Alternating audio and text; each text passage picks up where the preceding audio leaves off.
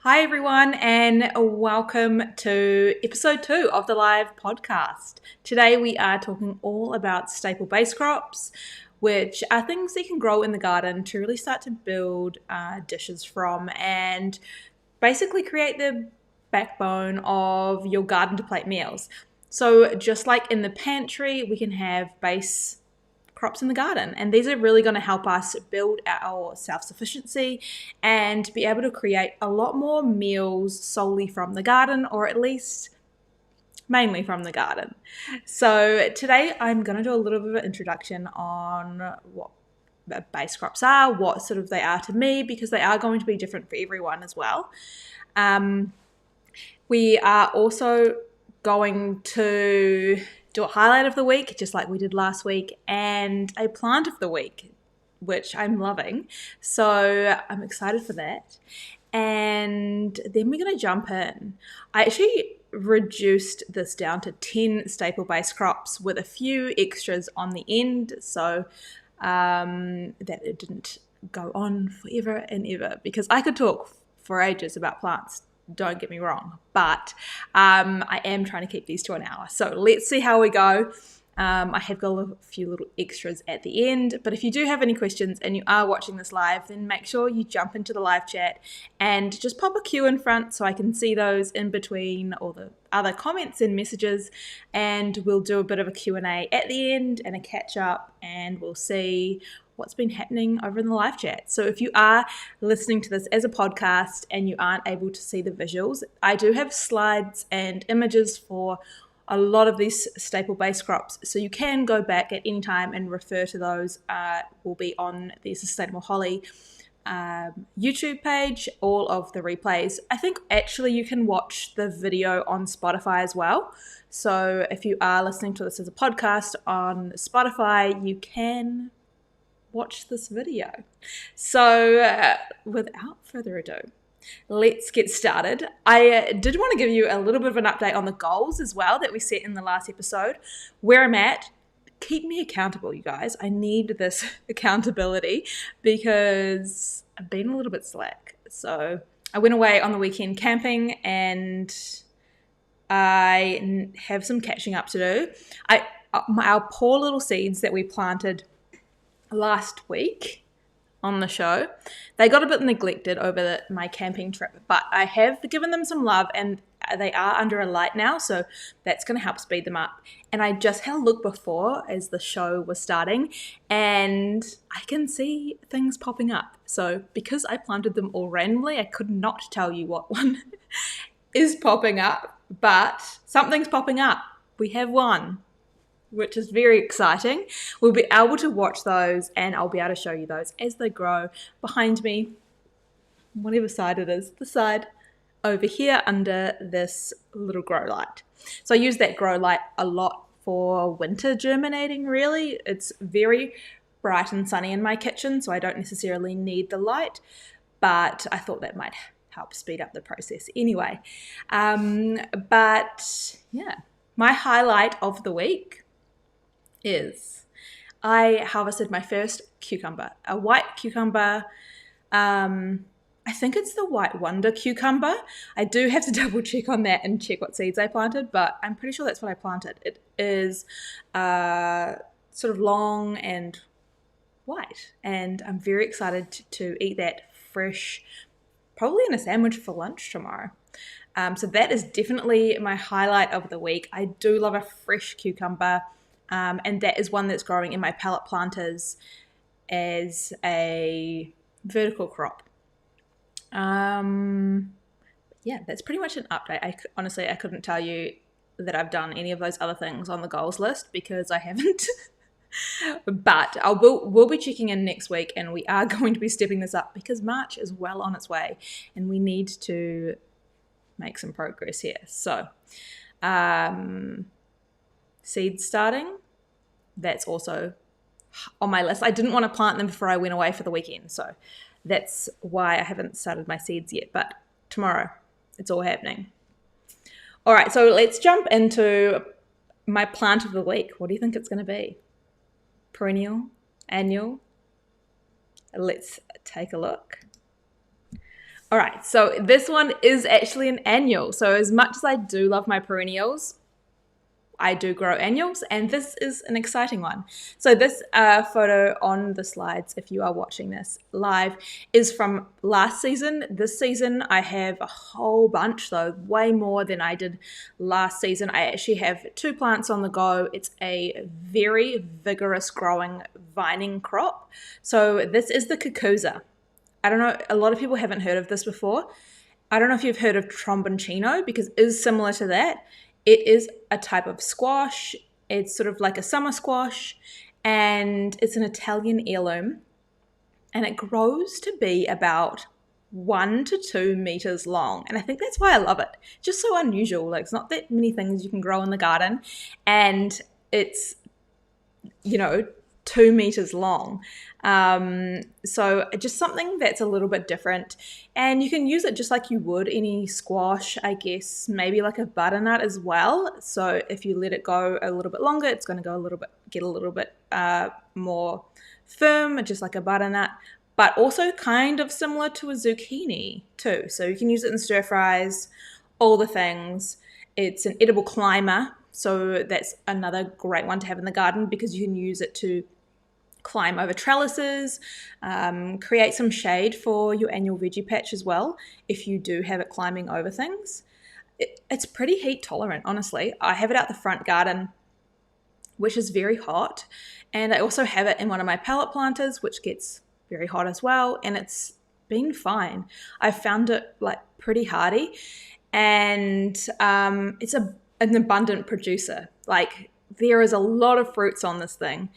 They do have a lot of male and female flowers, so I have been hand pollinating just because I was getting a lot. Even the bees were there. There was a lot of bees there, but I wasn't really getting any fruit setting. So I have just been manually dusting some of the pollen from the male onto the female just to make sure I get some fruit setting, because they didn't seem to be setting too well. But I've got quite a lot on the go now. I've just checked this morning, and I think I have about 5 or 6 on the go that have set, and are rapidly getting, longer and longer. So who knows? Hopefully I'll be able to get some really large fruits off this. And because the fruits are so large, obviously that's producing a whole lot of food per fruit. So it is something that's going to provide you with a lot of food. And yeah, just something interesting to grow in the garden. So that is the cucuzza, and I think it's got a few other names, but that's the way that I know it. And I grew this for the first time last season, loved it, and so I'm growing it again this season, also loving it. And that is the plant of the week. So next up, we're going to jump straight into the staple base crops. So this list of staple base crops are what I grow, what I use to formulate a lot of my dishes around. And some of them are going to be summer crops, and some of them are going to be winter crops. So we might touch on that as we go through. But these are going to be different for everyone. But it's really interesting to just sort of think about what you eat, how you cook, and then what things could you grow at home to really boost your self-sufficiency if you were to be able to grow all of those at home. And also to start experimenting and cooking with what you're growing, and you coming up with creative ways to use different vegetables in the kitchen, because that's a way to really boost your self-sufficiency. Self-sufficiency is actually just to get a little bit more creative in the kitchen with how you use things, because there may be, for example, a pumpkin that you can grow and you can use as roast pumpkin, but there's so many other ways that you can use a pumpkin. The leaves are edible. We're going to touch on all of this in the staple base crops as well, but I thought that's another really good one that if you can just come up with some creative ways to use it, it's going to help you create a whole lot more dishes rather than just what you're used to cooking. And I think you do have to get a little bit more creative when it comes to using what you grow, because that way you're going to get the most out of it. You spent so long, growing these from a seed into a plant to finally get the fruit. I want you to be able to maximize the amount of meals that you can make out of this thing that you have lovingly cared for and grown, because it's not easy. It is hard. Sometimes we lose plants to other bugs and things in the garden, so we want to maximize the amount that we can actually get from this in terms of meals. So the first one on the list, I'm going to jump straight into it, and I know probably a lot of you that watch my YouTube or my Instagram will probably know that this is coming and know that I love this edible plant. It is my number one, and that is the sweet potato. So there's many reasons why I love the sweet potato, and I'm not going to bore you by going on and on about this all day, but we are going to just touch on a few key things that I love about the sweet potato and why I grow it in my garden as a base crop, and how I build a lot of my dishes around that. And one of the amazing things about the sweet potato is that the leaves are edible as well. So you can get a crop whilst you're waiting for the roots to form. You can start using some of the leaves. So you can either grow sweet potato as an edible ground cover, which grows really lush and protects the soil and holds a lot of that moisture in, obviously is providing places for your beneficial insects to hang out.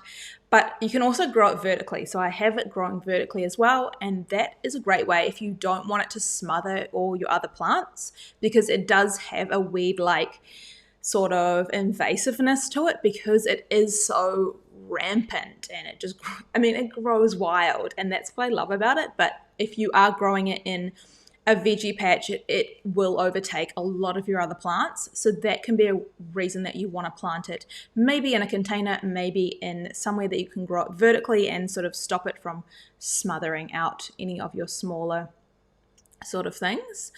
It obviously produces large root crops. So sweet potatoes are quite a large produce, and it will produce multiple on one single plant. So it does grow kind of similar to a potato in the fact that it will have multiple different sweet potatoes coming off underground. They, I guess, vary in size and vary in depth. So you do have to be quite careful when you're harvesting them to try and have a look and not miss any, because they are really easy to miss, because some of them will be really deep and some of them will be really shallow. And I think they are so easy to grow. They're basically, they have a weed-like growth, which can be bad in some instances, but it can be amazing because they are low maintenance and they just grow. Like, they are quite drought tolerant too. So here in Perth, we've had basically no rain. Kind of was spitting before, but now it's just humid. But they will tolerate less rain. They're just not going to produce as much as if they didn't have adequate water. But they're hardy. I love them. And you can make flour out of them. I have never made flour out of them. I'm going to point that out. Maybe I need to try this. Should I put it on my list? I have a very long list of things to try, but maybe that's one of the things I need to try. You could make flour out of them if you wanted to. And cook in terms of cooking, using them as a base crop, they are an incredible soup, used in soup. If you want to make curried sweet potato soup, that is my favorite soup. I love curried sweet potato soup. And as you can see, well, if you are listening to this as a podcast, you won't be able to see it, but I do have a picture of some curried sweet potato soup. And I've also used the skins. By peeling the sweet potato, I've also then put those skins in the oven and crisped them up and put them on top of the soup afterwards. So it gives it a little bit of a crispy element. And I don't know about you, but I sort of like my soups to have more texture than just be runny soup. Like, I like to have something else there. And so by having these crispy sweet potato skins on top, a little bit of salt, a little bit of herbs if you've got them, it elevates the soup, and I feel like it makes it more of a meal. But that's something you can do with sweet potato. You can also make sweet dishes out of sweet potato, so you can use it in, you know, people make brownies out of sweet potato. I have made a purple sweet potato and white chocolate slice. I also saute the leaves with chili and garlic and some, you know, toasted nuts and edible flowers. You can put soy sauce or tamari or anything like that to use it to make sort of like a side dish with greens. There's so many things that you can make with a sweet potato, and that is why I love it as a base crop. There's so many dishes you can build from it. You can make hummus, you can make stuffed sweet potato, you can make, you know, I also, if I want to make a curry, I often will slice up some sweet potato and roast it in the oven and then top that on top of my curry. It's amazing. It just adds that sweetness to something that's quite spicy, and yeah, delicious roasted on top of a curry. Obviously roasted in everything. We in New Zealand it was my favorite thing to have roasted, but they are different, and I call them sweet potato here because I just feel like they're not the same as the ones back home, which we would normally have, which are, I actually do think that they are the Japanese variety that we have in New Zealand. And I know you can get them here, but they just don't taste the same. They don't have that sweetness to them. They're a little bit more bland.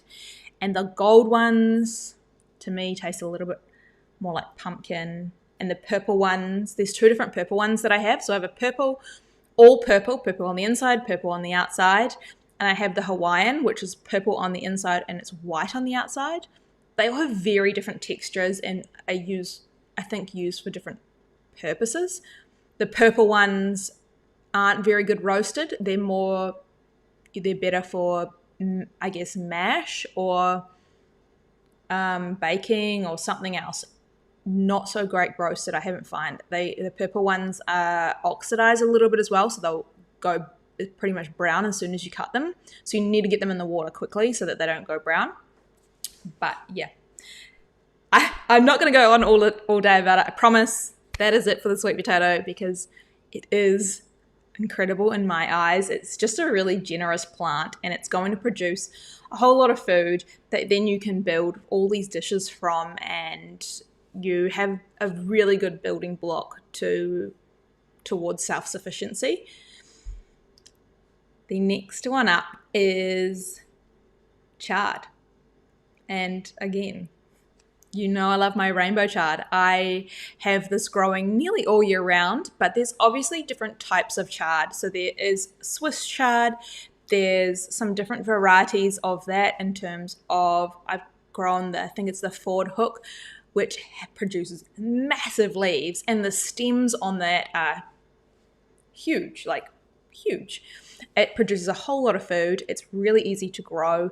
Obviously, the leaves are edible, the stems are edible. You can easily freeze it. You can blanch it so that it sort of gets smaller, and you can put it into, freezer bags to use throughout the year in terms of soups and curries and all of those things. I have a whole lot in my freezer that I've saved from winter because I grow so much over winter. And you can use it for wraps as well. So you do want to just blanch it quickly so that it is softened and that it's not raw, that you have cooked it down a little bit, and then you can use it as a wrap. So again, that's something that's really useful to have in the garden that you can base a lot of dishes around and use it as a really core ingredient to make some delicious food. And comes in so many colors. Like, that's why I love rainbow chard, is because it comes in so many colors. It brightens up a winter garden. So a lot of our winter gardens are green. We have a lot of greens going on, and I like color in my garden. So edible flowers, rainbow chard, those two things really help just brighten it all up, and it looks delicious, tastes delicious. And you can actually, ferment it. You could make some fermented greens. You can pickle the stems. Anything pickled, in my eyes, is delicious. I am obsessed with pickles, and you can pickle rainbow chard stems. So that's another way that you can preserve the harvest and use that throughout the year as well. But big win for the chard, or Swiss chard, rainbow chard, all the things. And if you can see up there, I do have the botanical name, and that is a clue for something that it's also similar to, which is the beetroot. So the beetroot and the rainbow chard are in the same family, and that is sort of why they have similar leaves, and you can use them in a similar way. So that's another hint as to something else that is going to be on the list of staple base crops. But let's talk radish. So radish are another one of my favorites. I guess staple base crops are my favorites, maybe, because these are all things that I love to grow and that I grow all the time. So radishes, one of the reasons I love radish is that you can eat the roots and you can also eat the leaves as well. So the radish leaves are really good to use to make like a chimichurri or some sort of dressing.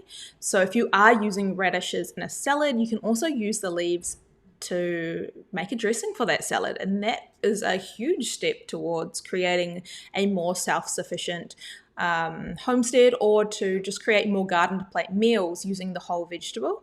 The same with you could stir fry the greens, put the greens in a soup, all the things. So there's one thing, and I know a lot of people aren't real big fans of radishes. They are quite peppery. They can be, a bit spicy. But one thing I want to suggest, if you haven't already tried this, is pop some radishes in your roast veggies. So once you roast radishes, they lose a lot of their pepperiness and they become a lot sweeter. And I found that people that don't really like radishes will love roast radishes. So that could be something that you could try out, especially if you've got some herbs and spices on there.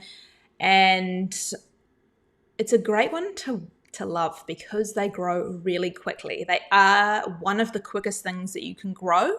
So in terms of self-sufficiency and growing more of your own food, having radishes is a great idea because you can get a renewable crop every 4 to 6 weeks. So basically plant the seeds and in a month's time you could be eating radishes, which is one of the quickest things to grow.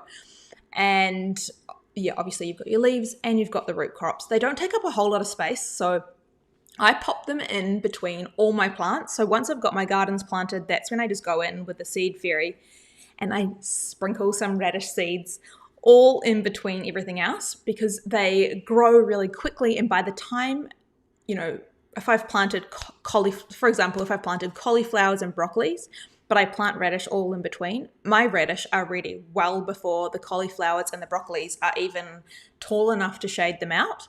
So it can be a really great way to maximize your garden beds and grow a whole lot more food in one small space because you're utilizing time. So you're growing them before the other ones are established enough to basically crowd them out or utilize all of that. So that's, a huge reason I love to grow radishes, and I use them as a filler crop, and they can grow quite well in shade. So if your other plants are starting to get larger and starting to shade them out a bit, they'll still continue to grow. They just will grow a little bit slower, and they won't be 4 weeks. They might be 8 weeks, for example, which is still really quick to get food. And you can use them roasted, pickled, anything pickled, you got me. And you can chuck them in everything, stir fries, salads. I make roast veggie salads a lot with wilted greens. So that is what I use them for a lot. And then I'll use the radish leaves to either make, a pesto or a chimichurri to dress the salad. So they have a lot of uses. And another one that I have is the chili. So this is a flavor enhancing crop that you can use to sort of flavor a lot of your meals or create sauces and dressings and those sort of things to really, boost everything else that you're growing in the garden. they are an abundant producer. You don't need a whole lot of chili plants. One chili plant is probably going to suffice, maybe two if you want some different varieties. You can freeze them. I always have bags in my freezer of whole chilies, and if I want to add a chili, I just pull it out. It's basically just like using a fresh one. Just slice it up, add it to whatever I want to add it to. It's super easy, and you can grow them in pots. You can, grow them in grow bags, any of those sort of things. You can make curry paste out of that, and that's going to obviously be a great way to create a dish if you have some of these, a curry paste or a marinade, pickled, anything pickled. Soups, stir fries, salads, sauces, chutneys, drying them, making chili flakes. I add chili flakes to literally every meal. Chili flakes on eggs, chili flakes on salad, chili flakes on avocado on toast, chili flakes on tomato. I am the chili flake person. So, you can dry them. They're really easy to preserve, to use throughout the year. And that is another way. Sweet chili sauce. I'm obsessed with sweet chili sauce. It's one of my favorite things. And that is something that I use a lot when I'm cooking stir fries and cooking other vegetables in the garden. You don't have to add a lot of other things to make a really flavor-packed meal. If you have some chilies or some sweet chili sauce, some tamari or soya sauce, garlic, onions, herbs, chili, that is like a really good marinade or a really good dressing to use to flavor everything else. And onions. So this is another really good staple base crop to flavor enhance a lot of your meals. So the leaves on the onions are also edible, and the flowers are also edible. And I actually really loved the flowers this season. I ate a lot of flowers in my salads. They're beautiful. They're really delicate, and the flavor of an onion flower is really delicate. It's not as intense as an onion. I mean, I'm not going to be out here just biting into raw onions, but I'd happily eat some of the onion flowers, and you get a whole lot. Like, there's so much on one single onion flower, so many tiny little flowers on there. So they are something you can get multiple different crops from. You can grow onions in pots and containers. You can make dried powders and preserve them to use throughout the year. I was on the phone to my brother when I was doing a lot of these slides, and I was asking him for tips on, I was like, what else can we use onions for? And he's like, everything. I was like, it's on the list. You can use onions in everything. I put them in all my cooking, curry, stock, marinade, pickles, pickled onions, pickled red onions. Oh my gosh, I will put those on everything. And stir fries, salads, sauces, chutneys, everything. So he was well on the mark with that. And spring onions, you can grow those. Those are really easy to grow. They grow really quickly, and you can get multiple harvests off each one. So if you are growing spring onions in the garden, you can just cut them off at the base, use that one for dinner, and then it's going to regrow again from that same root that you left in the ground. Same with if you buy onions or spring onions at the supermarket. I always plant any spring onions from the supermarket or the markets into the garden, the little bit of the root on the end, and as it grows, just chop it off, use it, it'll regrow. So you can do that like 3 or 4 times at least before it starts to just not be as good. So you can get multiple harvests of these. Another one that we have is one of my favorites. Definitely, a lemon tree is a staple. It's a staple. Well, it's definitely a staple for me. And some of the reasons that I love to grow lemons is because there's so many different uses. It's not just cooking that you have uses for lemons.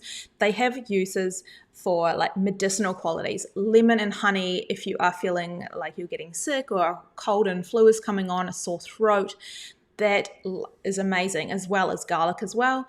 And you can use it as a flavor enhancer. It's going to make a lot of your meals pop if you add a little bit of acidity, a little bit of lemon juice in there. And on that, you can use it to cook things. So if you want it to make, use it for seafood. You can add lemon juice, and that's going to act as an acidic cooking agent, really, to sort of cook a little bit of that fish, raw fish, things like that. You can grow lemons in pots, so you don't need to have a big backyard. You can grow lemons in small spaces.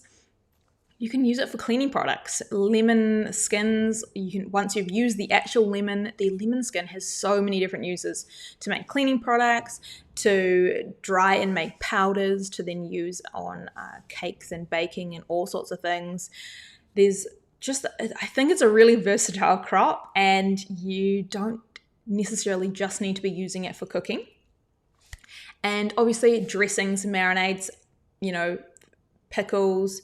You can make preserved lemons to then use throughout the year.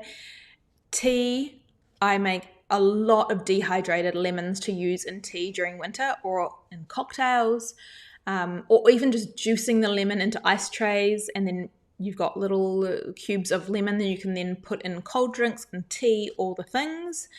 Baking, lemon cake, lemon slice, all the lemon baking is delicious.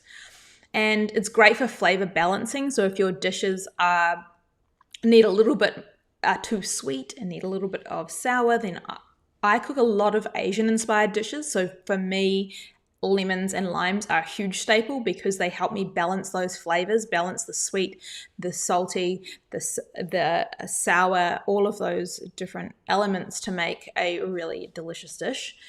And easy to preserve. Dehydrate them, freeze the juice, all the things.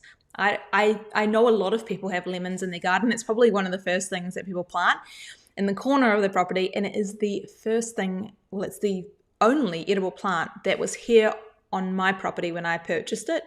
There was a lemon tree in the corner, and that was it. There was no other edibles. And I was grateful for that. I was like, at least I've got something. I've got a lemon tree. I have no idea what kind of lemon tree it is, but I love it. It produces lemons basically all year round. So that's a win. Another one which we did kind of just touch on earlier, which is related to the chard, the rainbow chard, or the chard, is the beetroot. So I grow a lot of beetroot. Beetroot is a real staple in my garden and in my kitchen, because of all the different ways that you can use it. I think it's a super versatile crop. You got edible leaves. So that's something that people don't often utilize, because when you purchase beetroots in the store, they don't have the leaves, or the leaves are really limp and gross and no one wants to eat those. But if you are growing beetroot, you can sort of pick 1 or 2 leaves off each plant and chuck that in a stir fry, in a soup, in a curry. They work just as you would use spinach. And that's another reason that I love growing beetroot. Obviously has an edible root crop, and you can use it for both sweet and savory dishes. So that's another great thing about the beetroot. And you can use it fresh or cooked. So I will grate beetroot into salads. I'll cook beetroot. I love roasted beetroot and roasted when I make a lot of roast veggie salads, and the beetroot is amazing in there. I do grow more of the golden beet and the white beet and the candy cane beet than the red beet. So the red beetroot has a real earthy flavor that those other beetroots don't have. So they're a lot sweeter, and that's why I like them. I prefer them over the earthy. To be honest, I feel like red beetroot tastes like dirt. I don't know if you think that as well, but I love red beetroot when it's pickled, or pickled. Is that what it's called? Canned. I like that red beetroot, but and I also love the fact that you can use it for coloring and dye. Thanks to my brother for that tip as well. I don't know where he was pulling these out of. He definitely doesn't use beetroot for coloring and dyeing. I don't even think he's ever used beetroot for anything, to be honest, but he was pulling out all the good cards. So coloring and dyeing, I do use beetroot a lot for that. I love making colorful dishes. I use beetroot to color rice and make pink sushi. I use beetroot to make pink beetroot cookies. Those are delicious. The recipe for that is part of my membership but I have done a live video on that before, which you can find on my channel as well. Dressings, marinades, baking, all the things. Beetroot chips. I made delicious salt and vinegar beetroot chips. So I just soaked the beetroot in salt and vinegar and then crisped them up in the oven with some salt flakes on top. Delicious. Again, I use the white one and the candy cane one. The candy cane one has a weird name, and I'm just like not really sure. I want to try and attempt to say that on here. Okay, I'm going to do it. Sugaria. Chiogria. No idea how you say that, but it's weird. It's, to me, the candy cane pepper. Candy cane beetroot. It's delicious. Very sweet. Beautiful. Got stripes of white and pink around it. And that is why I love beetroot. Another staple base crop that I grow every year is pumpkin. So pumpkin is probably a base crop for a lot of people. There's so many incredible ways that you can use pumpkin. You can eat the leaves on the pumpkin, so some young leaves, chuck them in a stir fry, chuck them in a soup. The flowers are edible. I mainly would use the male flowers because those aren't going to produce pumpkins. So if you've got plenty of male flowers, which normally you'd get a whole lot of male flowers at the start before the female pumpkin flowers have come through, those are delicious. I just chuck them in salads and stir fries on all the things, slice them up, just take the stamen out of the middle so that you don't want to eat that, just the petals. You can use pumpkin for sweet and savory dishes. You can grow pumpkin vertically.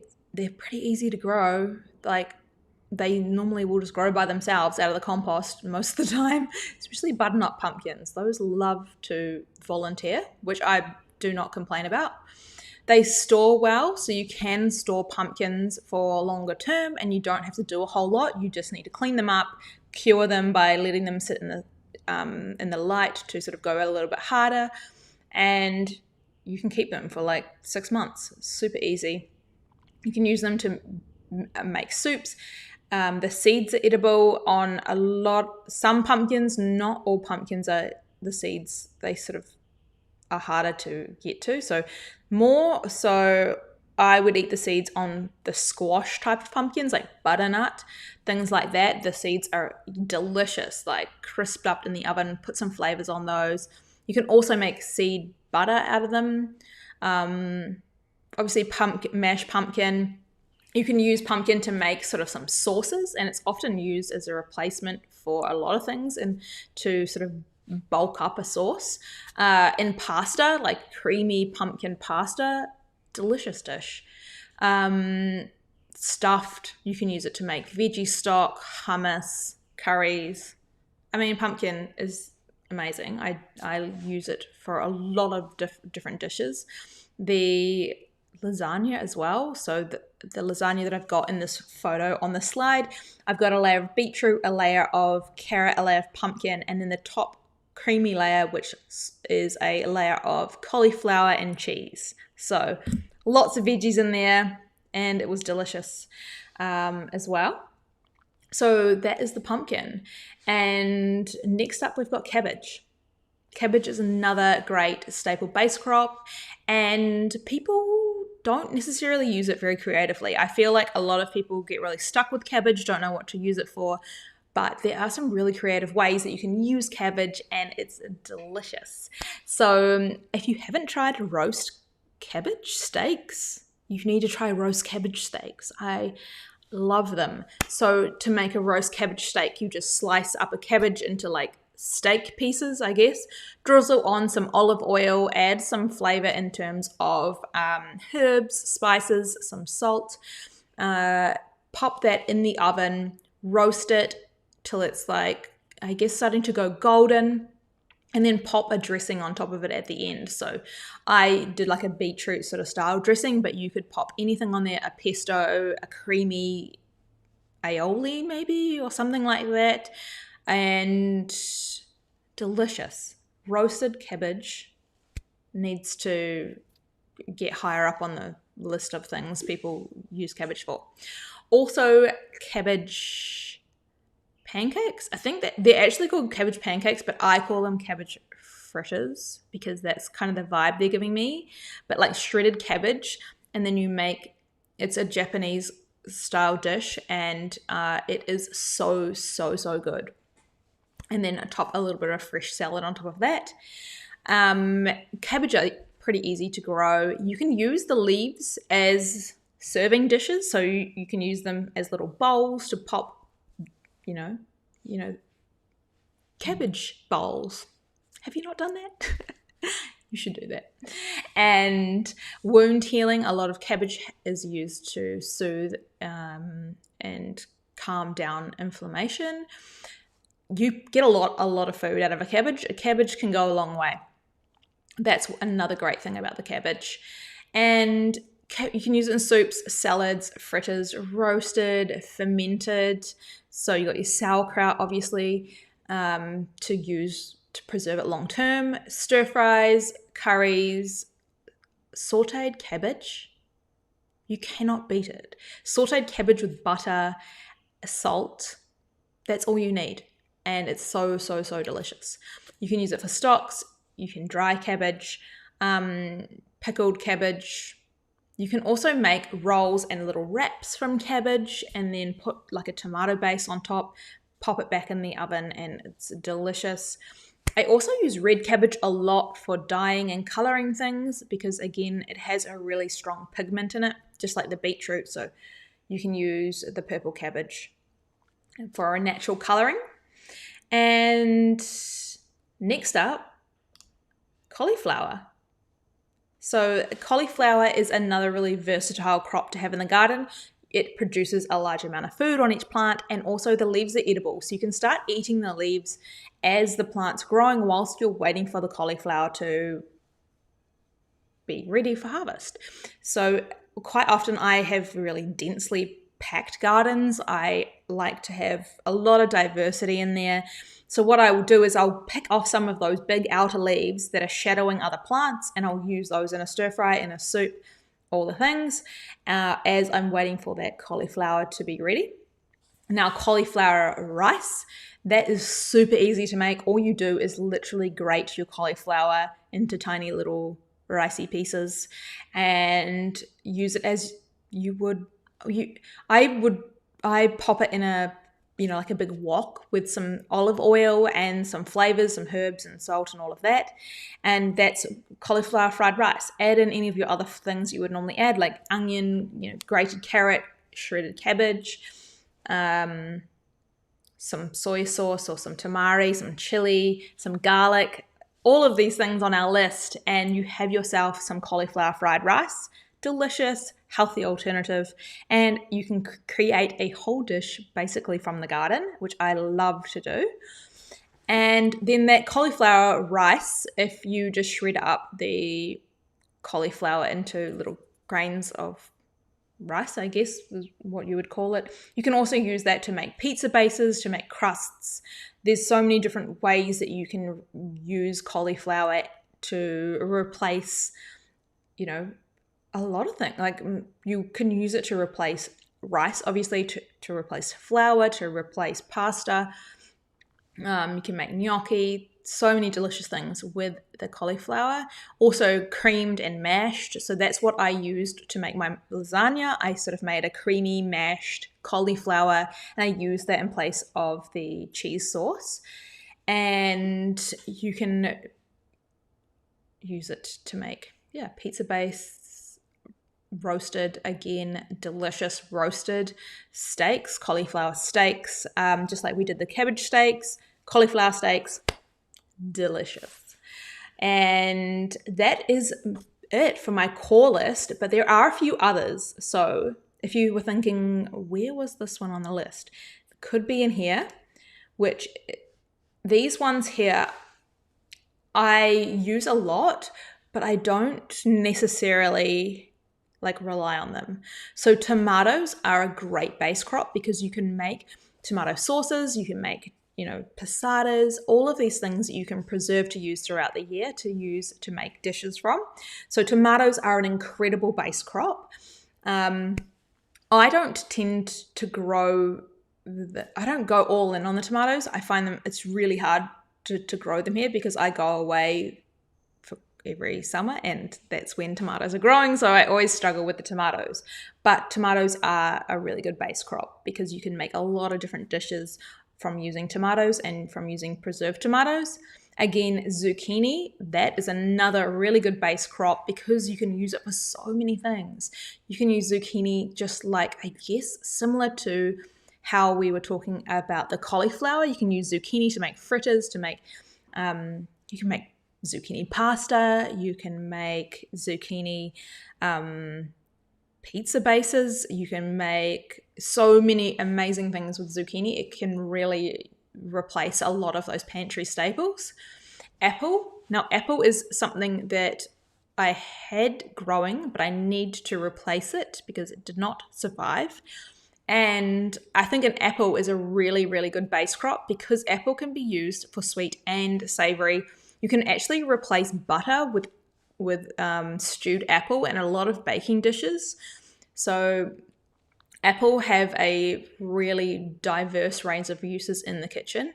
So that is something that I will definitely be getting, and I think it's an incredible base crop to build dishes from. And garlic. Garlic is a flavor enhancing base crop. So I don't grow a whole lot of garlic. I do like garlic. I do use garlic. I do grow garlic.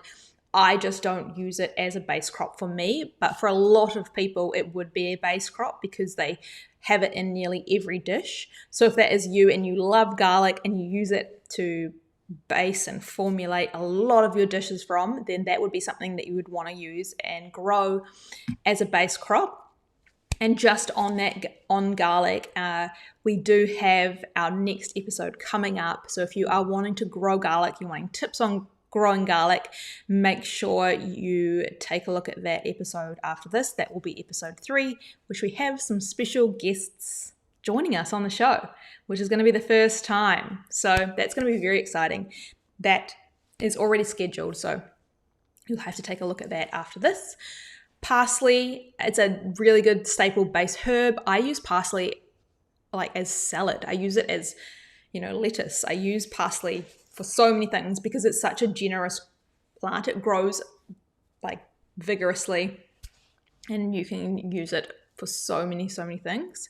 Potatoes are another great base crop. I don't have them as a staple so much because I don't necessarily use them a lot in the kitchen. I substitute potatoes for sweet potatoes in basically every aspect because I prefer them. So I use, if I'm doing mash, I do mashed sweet potato. If I'm doing roast veggies, I do roast sweet potato. Like that's just how I like to do it. To me, potato is it's just more bland, but it does make a very good staple base crop that you can use to create a whole lot of dishes from. Obviously, you can use potatoes as mash. You can use potatoes to make the bottom of crusts. Like you could make a pie. You could make so many things from potatoes. But yeah, it's just not necessarily something that I use a lot in my kitchen. So therefore, I don't grow a lot of them. But I have got them growing. I have the great thing about potatoes is you can grow them in pots and containers and bags and literally anything you can grow potatoes in. They're very easy to grow in a whole range of different sized and random containers. So that is another great thing about potatoes. But yeah, that's pretty much all of the base crops that I use a lot in my kitchen, and that's something that you need to consider. It's like, what do I use a lot in my kitchen? What would I like to replace with homegrown produce? What could I use that has multiple different uses? So that's something that's really, really useful to have in the garden. You may even have things in the garden that have multiple different uses, but you just haven't explored them as much as other things. So that could be something that you could try out. Have a look at what you've got growing, different ways that you could use it, and that could help you sort of build a whole lot more dishes that are predominantly from your garden, which is incredible. It's really exciting. I love formulating dishes that have a lot of things from the garden, and that's where you do have to get a little bit creative and a little bit of like, you know, trial and error, a little bit of making weird dishes, which is something I love to do. I love to make creative weird dishes using things that I've got growing in the garden rather than things that, you know, I need this, this, and this, so I'm going to go to the shops. I would rather come up with other things that are using things that I'm growing in the garden. But I'll take a look at the questions now because I did see a few pop up. So I will take a look at that. But while I take a look at that, let me know if there's anything in the chat that you want to see coming up on the show, because I want this to be an interactive show. I want you to be a part of it. And this episode today is one that I did a poll for on my YouTube channel, and it was the most popular out of the suggestions that I had there. So I would, love to do topics that you want or need help with, and also I want, if you want to be on the show, let me know as well, because I'm open to having all sorts of different guests on here so we can sort of, it's our show. I want it to be our show. I don't want it just to be me in the kitchen like here. I want it to be our show. So that's something that we can do together. So one of the questions I have here is, what do you recommend to a new gardener? Pop this. I don't know why it's so dark here.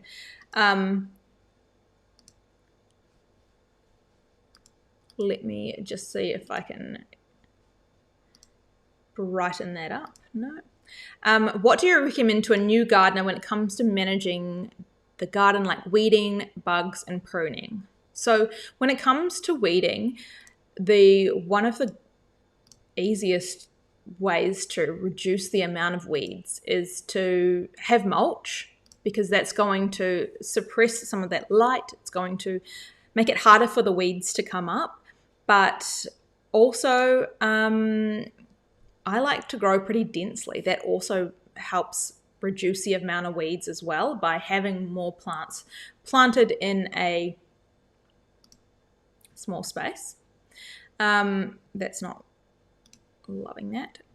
So yeah, and bugs, again, another way that I like to sort of manage, I guess, work with the bugs is to plant diversely as well. I don't plant everything in one spot. I plant all sort of randomly, so that helps reduce some of those bugs, because if the bugs, for example, love lettuce and you have planted a whole patch of lettuce, they're going to be so happy with you because you've basically given them a buffet of lettuce. But if you were to put other things in between the lettuces and they didn't necessarily like that, it would be harder for them to get to all the lettuces because you're making them work for it. And that's just sort of the way that I like to garden. But yeah, mulch really does help suppress the weeds, and because it breaks down, it feeds your garden, it's also really easy to pull the weeds out. So if you've tried to pull weeds out of mulch compared to trying to pull weeds out of compact soil or clay, it's so much easier to pull them out of mulch. They literally just fall out compared to trying to pull them out of compact soil. What else have we got in the questions? What is a tromboncino? So a tromboncino is similar to the cucuzza, which we were talking about earlier in the show. It's a really long sort of squash, but it does have a curve in it. So that's, I guess, where it gets its name. I think it's kind of from the trumpet sort of, I mean, I could be wrong here. I don't know, but that's what I'm guessing. Again, it's sort of similar to a gourd or a squash, and they are pretty large too. So they're really fun ones to grow. Veronica's been growing cucuzzas as well. They call it upo, and popular in Filipino dishes. Yeah, it's a really fun one to grow. I'm going to have a lot to experiment. Last year I only had a couple to experiment with dishes, but this year I'm going to have quite a lot, like probably 10, I would say at least 10 cucuzzas to have a play around with and try out. So I'm excited for that. I will be definitely getting experimental with the cucuzzas. And Kat agrees with me on terms of kumaras don't taste the same. Well, sweet potatoes don't taste the same as the kumara in New Zealand. They don't. I miss them. They're not the same. I'm trying lots of different varieties and I cannot quite get there. The closest I've got is the Japanese one, which is red on the outside, white on the inside. It just doesn't have, the one in New Zealand has a little bit like a yellow tinge to it, and it's very sweet. And when you roast it, it becomes caramelized. It's got like a really sweet caramelized flavor, which I just can't find here. Can't talk. Goody gumdrops ice cream. No, it's a no from me. I can't do that. Why do my radishes go to seed? So this will be because of the heat probably. So in summer, if you are getting heat, radishes will go to flower and to seed. So if you're wanting to grow radishes in the summer, you just need to pop them somewhere where they get a little bit more shade, somewhere where it's a little bit cooler to stop them going to flower and to seed. In some areas you can grow radish all year round, but they are likely to go to seed in summer if they're not in a shaded or a cool area. So that is one way to combat that. Pop them somewhere shady. Again, yeah, Maddie's also suggesting that maybe they are stressed, too much sun, heat, or not enough water. Those are all things as well that could make something go to seed. And lemons. Everyone's loving the lemons. Fermented chilies for hot sauce, but wondering if once fermented, could I make a sweet chili recipe as well, even though you use raw chilies? I'm not sure. I've never tried that. I use my frozen chilies because I will harvest the chilies as they're ready, and if I don't have enough, if I only have one plant and I don't have enough to make a chili sauce, I throw them in the freezer whole, and then when I'm going to make a sweet chili sauce, I just pull out what I need and make the sauce. I've never tried fermenting them and then making a sauce, but I don't see why you couldn't make a sauce from fermented chilies. That would work as well. Well, what can I do about all the ants in my garden? It's really frustrating. Ants are a huge problem. They've been a huge problem here in Perth. I don't have an answer. I don't have an answer for you. I'm trying my best with the ants, but I don't know whether it's just we've had a really dry summer and so the ants are all about and they sort of flock to any of the water. So if I do have wet spots in the garden, I don't know, they seem to all sort of flock there. So I don't have any tips for your ants at this stage, but maybe, yeah, I will try this out because I need to do something. Our ant problem is huge at the moment, but I haven't had any real problems with them. They haven't done any damage to my garden as far as I'm aware.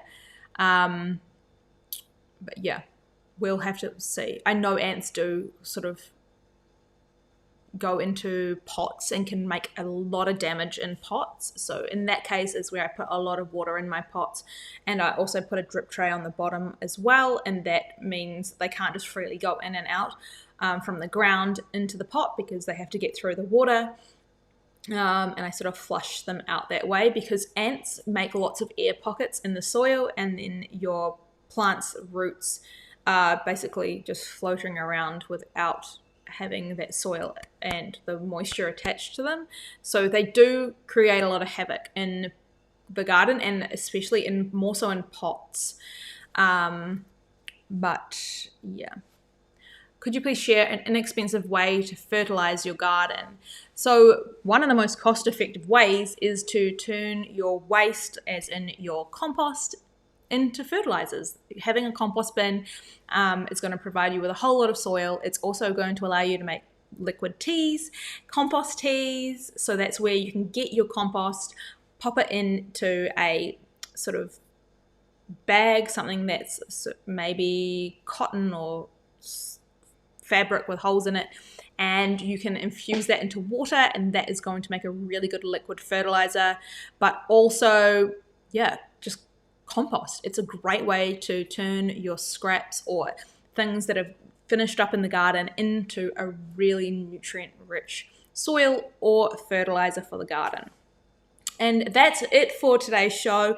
If you liked this episode, then please give it a like. If you are listening to this as a podcast, I would love if you could give me a rating and review, because we are brand new, especially on Spotify and Apple Podcasts, and that's going to help more people find the show so they can join in, grow more food at home, and create a little bit more of a self-sufficient lifestyle. And I will see you back next week for episode 3. Check that out. See who our guests are going to be. It's already scheduled, locked in, ready to go. And I will see you back here same time next week.